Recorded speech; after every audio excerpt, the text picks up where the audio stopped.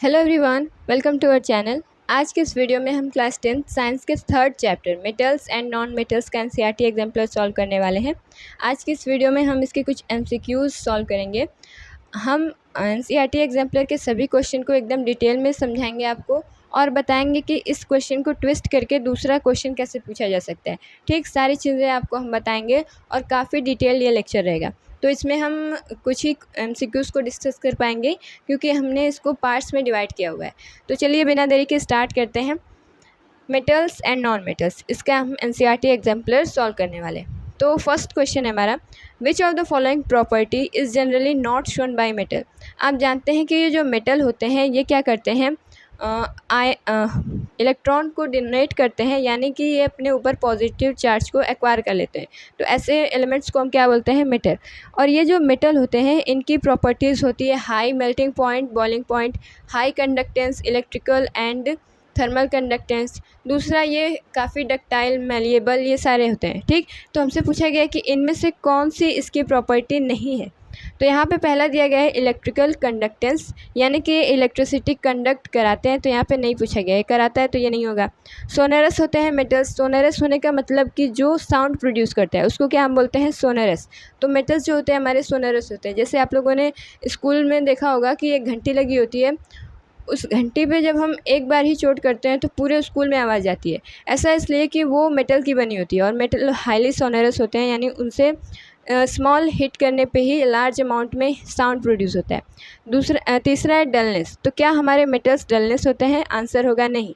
हाँ, ये जो मेटल होते हैं इनको आप कुछ देर समय तक एटमॉस्फेयर में रख देंगे तो ये उसमें प्रेजेंट जो एयर होती है, चाहे उससे CO2 से रिएक्ट करें या फिर ऑक्सीजन से, तो उसके साथ रिएक्ट करके अपने ऊपर एक आउटर प्रोटेक्टिव थिक लेयर जमा लेते हैं, जिसकी वजह से इनका जो शाइनिंग अपीयरेंस होता है, ब्राइटनेस होती है, वो क्या होती है, डिसअपीयर हो जाती है।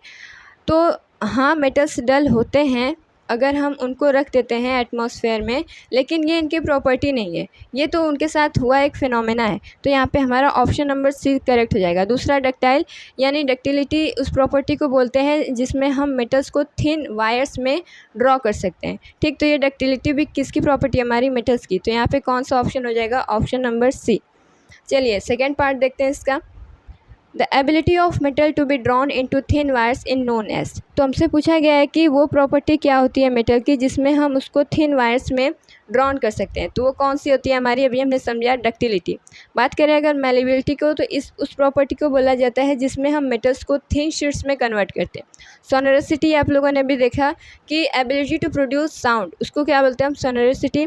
कंडक्टिविटी, यानी जैसे कि इलेक्ट्रिकल कंडक्टिविटी हो गया, थर्मल कंडक्टिविटी हो गया, इसमें क्या होता है कि हम इलेक्ट्रिसिटी या फिर हीट को कंडक्ट करा पा रहे हैं कि नहीं, उस को हम बोलते हैं कंडक्टिविटी। तो मेटल जो होते हैं कंडक्टिव होते हैं, इनकी कंडक्टेंस काफ़ी अच्छी होती है। तो यहाँ पे हमारा फर्स्ट वाला हो जाएगा डक्टिलिटी। थर्ड क्वेश्चन देखते हैं हम। Aluminium is used for making cooking utensils. तो यहाँ पे लिखा गया कि एल्यूमिनियम का इस्तेमाल हम करते हैं बर्तन को बनाने के लिए जिसमें हम खाना पकाते हैं। आगे बोला गया है कि which of the following properties of aluminium are responsible for the same. तो हमसे पूछा गया है कि एल्यूमिनियम की कौन सी प्रॉपर्टी है जिसकी वजह से हम इसको एज अ कुकिंग यूटेंसिल इस्तेमाल करते हैं। पहला है गुड थर्मल कंडक्टिविटी। तो ये बात सही है, अगर किसी की थर्मल कंडक्टिविटी अच्छी है, यानी कि उससे से अच्छी तरीके से हीट पास कर रही है, तो उसका इस्तेमाल हम एज ए कुकिंग यूटेंसिल कर सकते हैं। तो ये बात सही है। मान लीजिए कोई ऐसा मेटल आप लोगों ने ले लिया जिसकी थर्मल कंडक्टिविटी एकदम ही बेकार है, तो क्या उसमें अच्छे तरीके से खाना पक पाएगा? आंसर होगा नहीं। तो यहाँ पे पहला वाला करेक्ट हो गया। दूसरा, गुड कंडक्टर ऑफ इलेक्ट्रिसिटी। तो आप लोग जानते हैं जो एल्यूमिनियम है मेटल है, तो इसका मतलब ये कि इलेक्ट्रिसिटी तो कंडक्ट कराएगा, लेकिन क्या इसकी इस प्रॉपर्टी की वजह से हम इसको यूटेंसिल्स के तौर पे यूज़ करते हैं? तो आंसर होगा नहीं। तो ये वाला हमारा इनकरेक्ट हो जाएगा। दूसरा है डक्टिलिटी। डक्टिलिटी वो प्रॉपर्टी होती है जिसमें हम थिन वायर्स में कन्वर्ट कर देते हैं, तो ये भी नहीं होगा। चौथा है हमारा हाई मेल्टिंग पॉइंट। चूँकि जो एल्यूमिनियम है उसका मेल्टिंग पॉइंट हाई है, इस वजह से हम इसका as a cooking utensil use कर लेते हैं। जैसे मान लीजिए कोई ऐसा मेटल आप लोगों ने लिया है जिसकी मेल्टिंग पॉइंट एकदम ही लो है, तो जब उसको थोड़ा सा भी हीट मिलेगा, टेम्परेचर आप उसका बढ़ाएंगे, तो फ़ौरन क्या हो जाएगा, मेल्ट हो गया। तो खाना तो बनने से रहा, यहाँ पे मेटल ही मेल्ट हो जा रहा है। ठीक, तो यहाँ पे हमारा फर्स्ट और फोर्थ ऑप्शन इज़ करेक्ट। तो यहाँ पे हो जाएगा हमारा डी वाला। आ रही है बात समझ में? चलिए अब अगला क्वेश्चन देखते हैं। Question number 4, which of the following metals do not react with cold as well as hot water. तो आप लोगों ने रिएक्टिविटी सीरीज़ पढ़ी होगी, जिसमें हम क्या करते हैं, मेटल को in the order of decreasing reactivity arrangement करती है उसके। उसमें क्या होता है, जो रिएक्टिविटी सीरीज़ के सबसे टॉप मोस्ट पोजीशन पे होगा हमारा, वो बहुत रिएक्टिव होता है। रिएक्टिव होने का ये मतलब है कि वो अगर वाटर के साथ आप इसको रिएक्ट कराएंगे तो बहुत विग्रेसली रिएक्ट करेगा, और अगर वो ज़्यादा रिएक्टिव है तो वो कोल्ड वाटर के साथ भी रिएक्ट कर सकता है। लेकिन उसके नीचे जो मेटल्स होते हैं वो हॉट वाटर या फिर स्टीम से रिएक्ट करेंगे, और उसको जो नीचे होते हैं वो वाटर से रिएक्ट ही नहीं करते हैं। तो ये चीज़ें आप लोगों ने समझी। इसमें हमसे बोला गया कि इनमें से कौन है जो हॉट वाटर या फिर कोल्ड वाटर से रिएक्ट नहीं करता है। तो देखिए, सोडियम जो है हमारा, वो रिएक्टिविटी सीरीज़ के टॉप मोस्ट पोजीशन पे होता है, ठीक, सेकेंड पोजीशन पे होता है। तो ये हमारा हाईली क्या है, रिएक्टिव है। तो ये कोल्ड वाटर के साथ रिएक्ट कर सकता है, हॉट वाटर के साथ भी रिएक्ट कर सकता है, लेकिन ये वाली प्रोसेस बहुत ही ज़्यादा एक्सोथर्मिक होगी, विग्रस होगी। दूसरा है कैल्शियम। तो ये क्या होता है, रिएक्टिविटी सीरीज़ में आप पढ़ेंगे तो थर्ड पोजीशन पे क्या आता है, हमारा कैल्शियम आता है। सॉरी,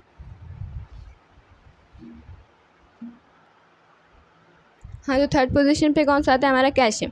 तो ये सोडियम और पोटेशियम से थोड़ा लेस रिएक्टिव होता है, जिसकी वजह से ये हॉट वाटर के साथ रिएक्ट करता है। कोल्ड वाटर के साथ ये कोई रिएक्शन नहीं देता है। वहीं अगर हम बात करें मैग्नीशियम की, तो ये क्या करता है, ये हॉट वाटर के साथ रिएक्ट करता है। लेकिन अगर हम नीचे चलते जाएँ तो कुछ ऐसे मेटल होते हैं, जैसे कि हो गया हमारा जिंक हो गया, आयरन हो गया, ये किसके साथ रिएक्ट करते हैं, स्टीम के साथ। यानी H2O यहाँ पे गैसियस फॉर्म में होगा, तो ये स्टीम के साथ रिएक्ट करते हैं। वहीं अगर हम बात करें और नीचे चलें तो कॉपर, सिल्वर, गोल्ड, ये सब वाटर से रिएक्ट ही नहीं करते हैं, स्टीम से भी नहीं रिएक्ट करेंगे, ठीक। तो यहाँ पे कौन सा है हमारा, आयरन करेक्ट हो जाएगा इसका। चलिए अब हम रिएक्शन देख लेते हैं। इसमें क्या होगा, ये जो आयरन है हमारा, ये सॉलिड फेज़ में होगा, आप जानते हैं, और H2O किस फेज़ में होगा, गैसियस फेज़ में। तो ये इससे रिएक्ट करके बना लेता है Fe3O4। ये आपको ये फार्मूला याद रखना है, ठीक। आपसे पूछा जा सकता है कि इनमें से कौन सी ऑक्साइड बनेगी अगर आयरन और वाटर के बीच में रिएक्शन हुआ तो। साथ में यहाँ पे एक और प्रोडक्ट मिलता है हमें, H2O गैस यहाँ पे रिलीज़ होती है। ये जो हमें मिला ये सॉलिड फेज़ में होगा, ठीक। इसको हम बोलते हैं आयरन सेकेंड थर्ड ऑक्साइड, ठीक। तो इसका नेम भी आपको याद रखना है। तो हमसे पूछा गया था कि कौन कोल्ड वाटर या फिर हॉट वाटर से रिएक्ट नहीं करता है, वो हो गया हमारा आयरन किसके साथ रिएक्ट करेगा, स्टीम के साथ। Question number 5, which of the following oxide of iron would be obtain prolonged reaction of iron with steam. हमसे पूछा गया है कि इनमें से कौन सी आयरन की ऑक्साइड बनेगी जब आप आयरन और स्टीम का रिएक्शन कराते हैं। तो अभी हमने पीछे पढ़ा कि जो ऑक्साइड बनेगी वो होगी हमारी आयरन सेकेंड थर्ड ऑक्साइड, जिसका केमिकल फार्मूला होता है Fe3O4। तो यहाँ पे option number C is the correct option. अभी हमने आपको रिएक्शन भी लिख के दिखाई थी। चलिए 6 क्वेश्चन देखते हैं। What happens when calcium is treated with water। तो हमने आपको बताया था ये जो कैल्शियम है ये थोड़ा लेस वायलेंट रिएक्शन दिखाएगा, क्योंकि ये थोड़ा रिएक्टिविटी सीरीज़ में थर्ड फोर्थ पोजीशन पे प्रेजेंट होता है, ठीक है ना। तो यहाँ पे पूछा गया है कि जब हम कैल्शियम को ट्रीट करेंगे किसके साथ, वाटर के साथ। यहाँ पे कैसा वाटर होगा, हॉट, कोल्ड या फिर स्टीम होगा, ये नहीं लिखा गया है। चलिए, तो इसमें ऑप्शन दिया गया है कि it does not react with water. तो ये तो बात नहीं है, क्यों, क्योंकि वाटर जो है वो रिएक्ट करता है किससे, कैल्शियम के साथ। तो ये हमारा इनकरेक्ट हो जाएगा। सेकंड दिया गया है कि it reacts violently with water. तो ऐसा नहीं है, ये लेस वायलेंट होता है। जैसे सोडियम और पोटेशियम है हमारे, ये जो होते हैं हाईली वायलेंट होते हैं, यानी इनके ये जब वाटर से रिएक्ट करेंगे तो वो प्रोसेस हाईली एक्सोथर्मिक होती है। लेकिन जो कैल्शियम होता है हमारा वो लेस वायलेंट होता है। तो ये वाला करेक्ट हो जाएगा। Bubbles of hydrogen gas formed stick to the surface of the calcium. तो यहाँ पे क्या होगा, कैल्शियम अपने सॉलिड फेज़ में H2O के साथ रिएक्ट करेगा, यहाँ पे हम लिक्विड फेज़ में लेते हैं, ठीक। तो ये बना लेता है क्या, कैल्शियम हाइड्रोक्साइड, कैल्शियम OH का ट्वाइस। साथ में यहाँ पे बनती है हमारी H2O गैस, ये हमें एक्वस फॉर्म में मिलेगा, ठीक है। तो यहाँ पे क्या लिखा गया है कि जो बबल होते हैं हाइड्रोजन गैस के वो इसकी सरफेस पे स्टिक हो जाते हैं। तो ये सही बात है, ठीक है। तो यहाँ पे कौन कौन सा हमारा हो जाएगा, ये वाला करेक्ट हो गया। तो third and fourth are the correct option. तो option number D is the correct option. बढ़ते हैं अगले क्वेश्चन की तरफ। Question number 7, generally metals react with acid to give salt and hydrogen gas.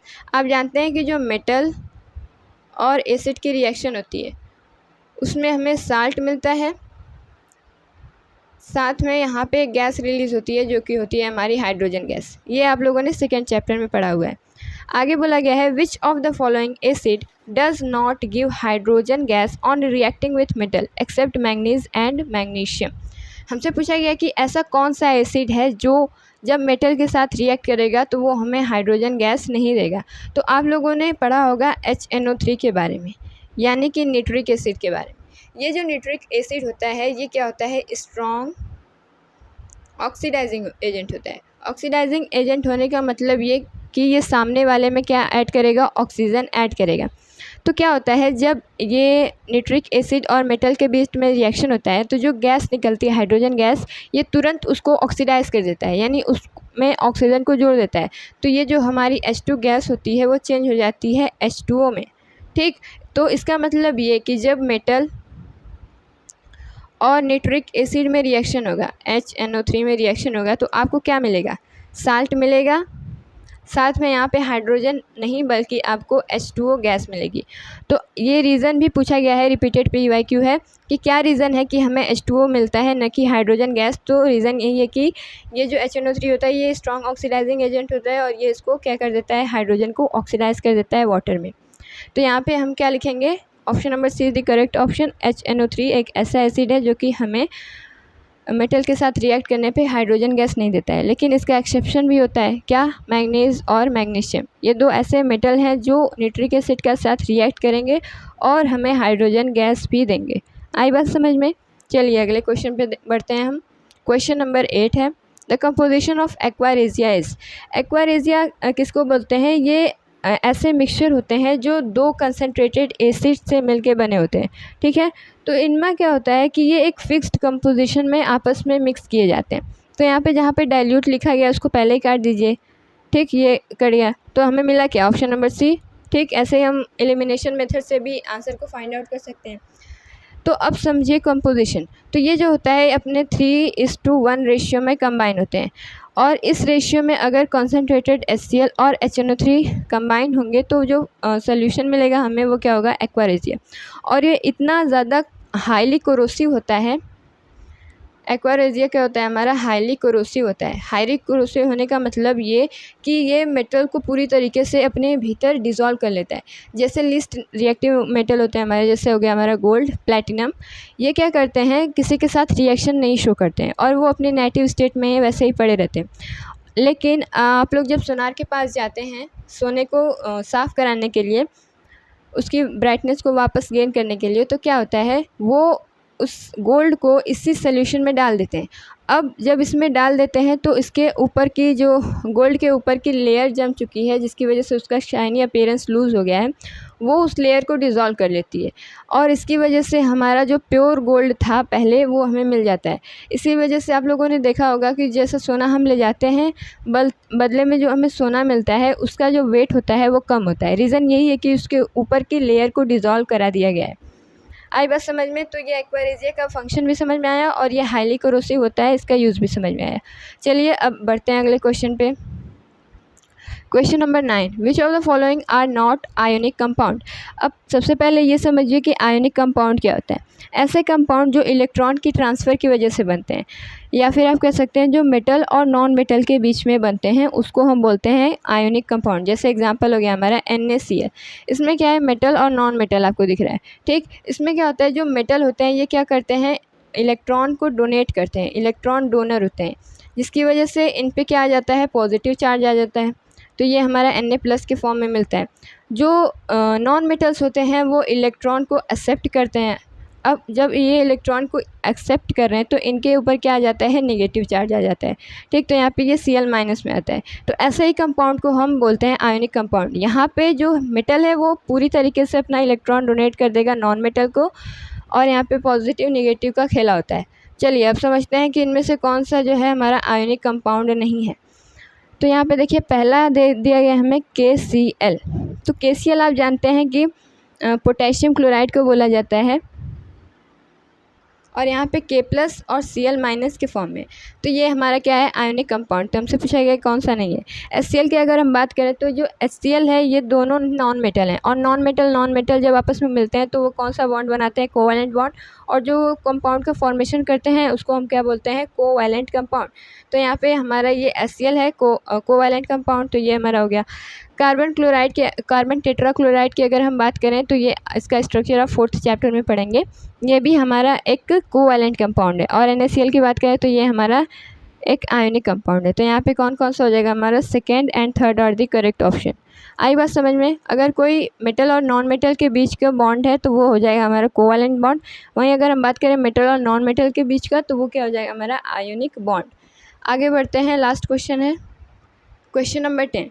Which of the following properties is not generally exhibited by ionic compound. तो अभी हमने पढ़ा कि जो इलेक्ट्रॉन के ट्रांसफ़र की वजह से बनते हैं उनको हम क्या बोलते हैं, आयोनिक कंपाउंड। तो हमसे पूछा गया कि इनमें से आयोनिक कंपाउंड की प्रॉपर्टी कौन सी नहीं है। पहला है सॉल्युबिलिटी इन वाटर। तो ये जो आयोनिक कंपाउंड होते हैं ये वाटर में सॉल्युबल होते हैं। इसका मतलब ये कि ये अपने मोल्टेन और एक्वस फॉर्म में क्या कंडक्ट कराते हैं, इलेक्ट्रिसिटी कंडक्ट कराते हैं। तो ये तो हमारा है electrical conductivity in solid state, तो यही वाला हमारा करेक्ट हो जाएगा। देखिए जो आयनिक कंपाउंड होते हैं वो सिर्फ अपने मोल्टेन और एक्वस फॉर्म में ही क्या करते हैं, इलेक्ट्रिसिटी कंडक्ट कराते हैं। इसका रीज़न ये है कि ये एक्वस और मोल्टेन फॉर्म में अपने इलेक्ट्रॉन को फ्रीली मूव कर सकते हैं। अब जब इलेक्ट्रॉन का फ्री मूवमेंट होगा तो इसका मतलब ये है कि यहाँ पे करंट आसानी से पास करेगा और इलेक्ट्रिसिटी कंडक्ट होगी हमारी। लेकिन बात करें अगर सॉलिड स्टेट में तो इसमें एक दूसरे से एटम्स जो होते हैं कम्पैक्टली पैक्ड होते हैं, टाइटली हेल्ड होते हैं एक दूसरे से। इसी वजह से अगर ये यहाँ पे फ्री इलेक्ट्रॉन मौजूद ही नहीं है तो क्या इलेक्ट्रिसिटी पास होगी, तो नहीं। तो ये वाला हमारा इनकरेक्ट था, तो यहाँ पे बी वाला क्या हो जाएगा, करेक्ट। आगे का ऑप्शन भी चेक कर लेते हैं। High melting and boiling point, सही बात है। आयनिक कंपाउंड की मेल्टिंग और बॉइलिंग पॉइंट दोनों ही हाई होती है और मोल्टेन स्टेट में ये इलेक्ट्रिसिटी भी कंडक्ट कराते हैं। तो आज की इस वीडियो में हम 10 ही क्वेश्चन रखते हैं। अगले वीडियो में हम क्वेश्चन नंबर 11 से स्टार्ट करेंगे। तो आई होप आपको ये सभी क्वेश्चंस अच्छे तरीके से समझ में आए होंगे। Thank you, thanks for watching.